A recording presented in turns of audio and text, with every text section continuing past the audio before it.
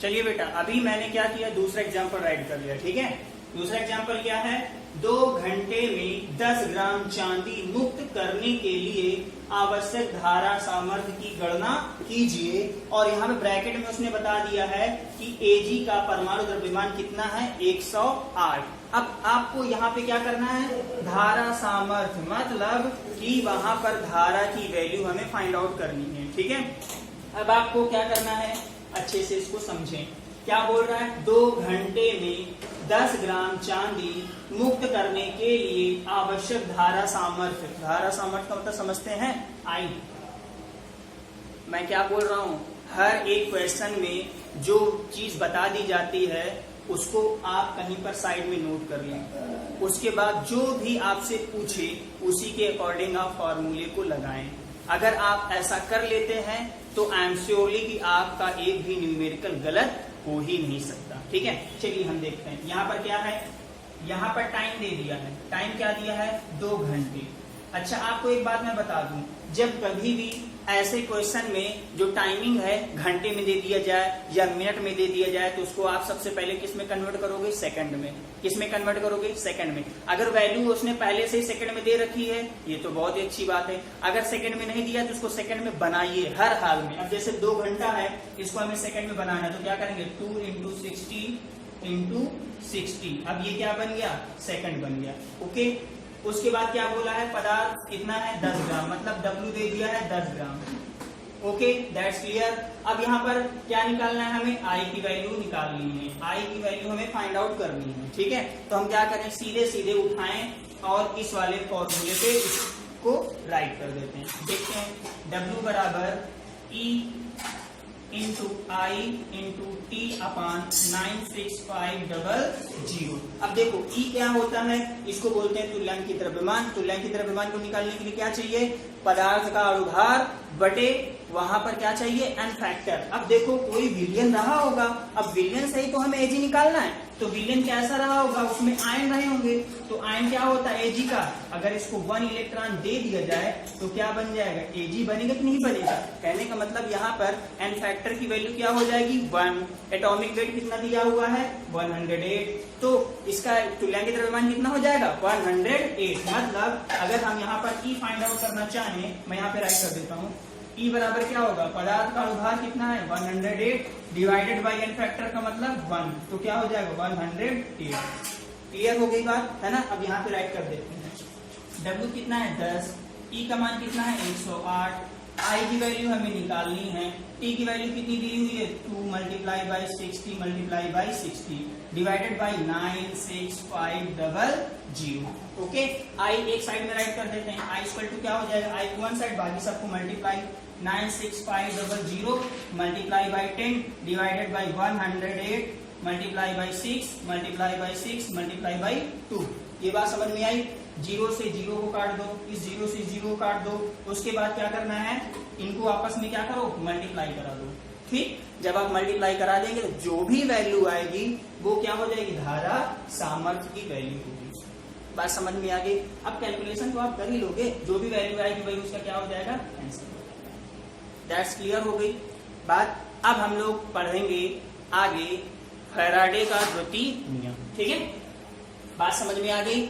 मैंने इसका आप बेटा सभी लोग स्क्रीनशॉट ले लें। ठीक है, स्क्रीनशॉट ले लें। अब उसके बाद हम क्या करेंगे, फैराडे का द्वितीय नियम। ठीक है, फैराडे का द्वितीय नियम पढ़ते हैं, वो भी काफी इजी है भैया।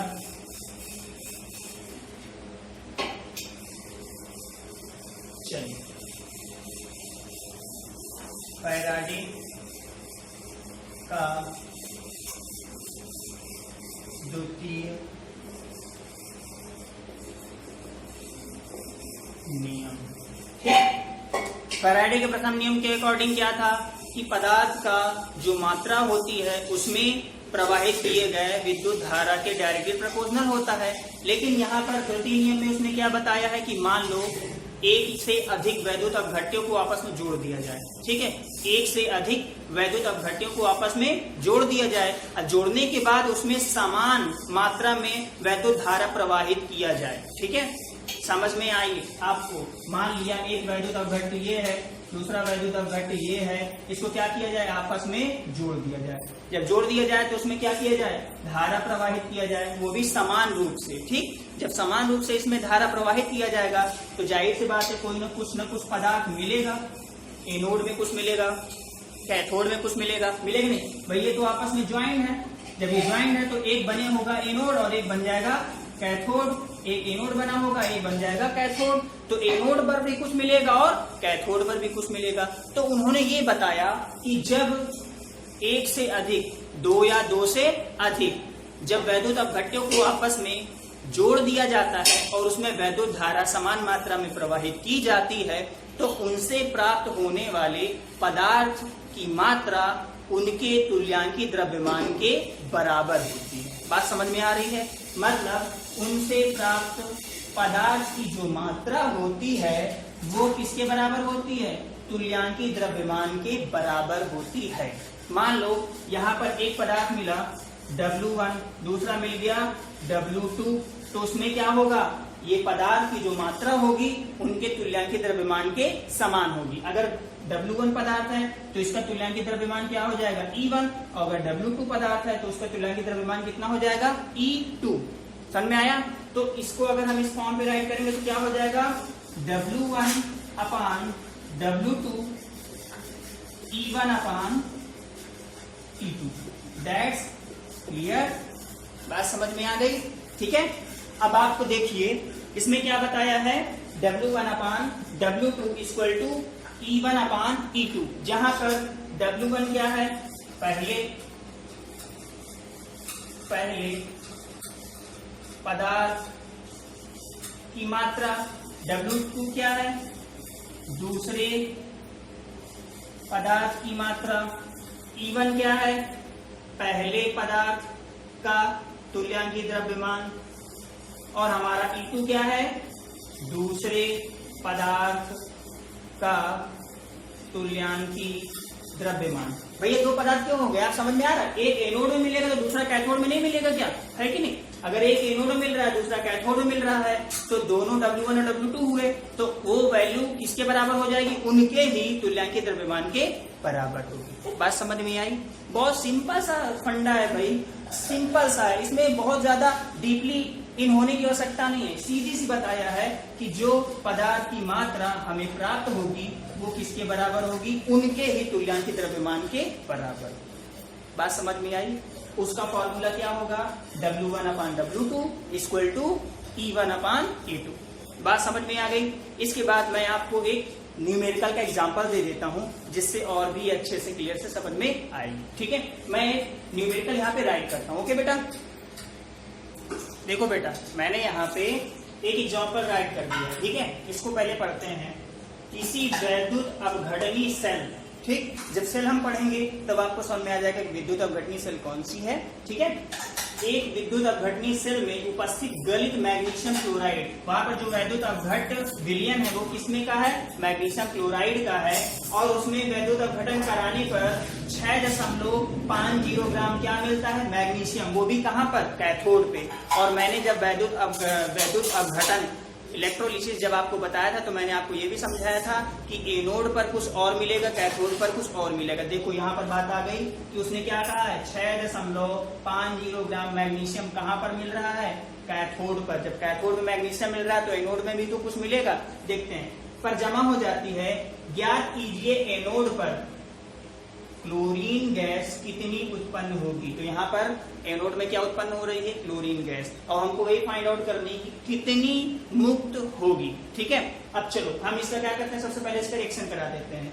मैग्नीशियम क्लोराइड है, मैग्नीशियम क्लोराइड है, अगर इसको आयन के रूप में देखा जाएगा तो क्या होगा, मैग्नीशियम आयन बनाएगा और प्लस 2 क्लोराइड आयन बनाएगा। बनाएगा कि नहीं बनाएगा? तो यहाँ पर क्या मुक्त होगा, यहाँ पर सबसे पहले क्या बनेगा, मैग्नीशियम मिलेगा और साथ में क्या बनेगी, क्लोरीन गैस। क्या बनेगी, क्लोरीन गैस। और ये मैग्नीशियम कैसा होगा, सॉलिड होगा। ठीक है, जहां पर क्लोरीन गैस किसमें मुक्त होगी, एनोड पर, और मैग्नीशियम कहां पर मिलेगी, कैथोड पर। आया समझ में? अब हम लोगों ने अभी क्या पढ़ा है, फैराडे का द्वितीय नियम। इसमें यही बताया था कि जब दो या दो से अधिक या एक से अधिक वैद्युत अपघट्यों को आपस में मिलाया जाता है तो उनसे प्राप्त पदार्थ की मात्रा उनके तुल्यांकी द्रव्यमान के बराबर होती। अब गौर से देखो यहाँ पर दो पदार्थ मिल रहे हैं कि नहीं मिल रहे हैं। जब दो पदार्थ मिल रहे हैं तो इनकी जो मात्रा होगी इन्हीं के तुल्यांक द्रव्यमान के समान होगी कि नहीं होगी, है ना।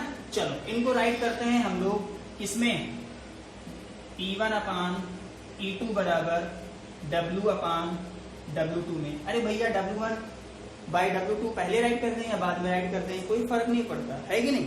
ठीक, दोनों तो इक्वली हैं। अब चलो हम लोग क्या करते हैं, अगर यहाँ पर हमको मानना पड़ेगा कि भैया W1 और W2 है क्या, ठीक है, तो यहाँ पर W1 की जगह में मैं क्या राइट कर दूं, mg। W1 की जगह में क्या राइट कर दूं, mg। तो E1 भी क्या बन जाएगा, mg बनेगा कि नहीं बनेगा। अगर W2 बराबर यहाँ पे Cl राइट करता हूं तो यहाँ पर E2 भी क्या हो जाएगा, Cl होगा कि नहीं होगा, Cl2। बात समझ में आ गई, ठीक है। चलिए इनकी वैल्यू राइट करते हैं। मैग्नीशियम का तुल्यांकी द्रव्यमान निकालें। मैग्नीशियम का तुल्यांकी द्रव्यमान कितना होता है भाई बताओ। मैग्नीशियम का तुल्यांकी द्रव्यमान होता है 24/2। आगे बात समझ में। ऐसे ही क्लोरीन का क्या हो जाएगा 71/2, क्योंकि Cl2 होता है। Cl2 का भाई एक Cl का एटॉमिक वेट कितना होता है 35.5, है ना। और जब दो हो जाएंगे तो कितना हो जाएगा 71 हो जाएगा, ठीक है। तो चलो इनकी वैल्यू राइट कर देते हैं। 24/2 को क्या कर देते हैं 12 कर देते हैं, और इसको क्या कर देते हैं 35.5 कर देते हैं, बराबर। W1 की वैल्यू हमें पता ही है कितनी है 6.50। हमें Cl2 मतलब WCl2 को फाइंड आउट करना है, इसको इधर राइट कर दे, पक्षांतर करेंगे तो क्या बन जाएगा WCl2 बराबर क्या हो जाएगा 6.50 गुणते 35.5/12। इसको आप कैलकुलेट कर लो, जो भी वैल्यू आएगी वो हमारा क्या हो जाएगा आंसर। बात समझ में आई भैया, बहुत इजी है, कोई भी न्यूमेरिकल टफ नहीं होता है, बस आपको वहां पे समझना होगा। जब आपको कोई भी बात समझ में आ जाएगी तो न्यूमेरिकल बहुत ही इजी हो जाएगा, इसीलिए मैंने इस पे वीडियो बनाया है। और हाँ एक बात और बता दूं, ये क्वेश्चन न्यूमेरिकल जो है वो मैं नोट्स में नहीं प्रोवाइड किया हूँ। आज मैंने बोर्ड में जितने भी न्यूमेरिकल बताए हैं वो मैंने नोट्स में नहीं प्रोवाइड किया है, इसीलिए मैं बार बार बोल रहा हूँ इसका स्क्रीनशॉट ले लें, और इस क्वेश्चन का भी स्क्रीनशॉट लें, और इस क्वेश्चन को आप लोग फैराडे के द्वितीय नियम के बाद राइट करेंगे। ओके, चलिए इसका आपने स्क्रीनशॉट ले लिया, ठीक है। चलिए अब मिलते हैं आपसे नेक्स्ट वीडियो में नेक्स्ट डे। ओके बेटा।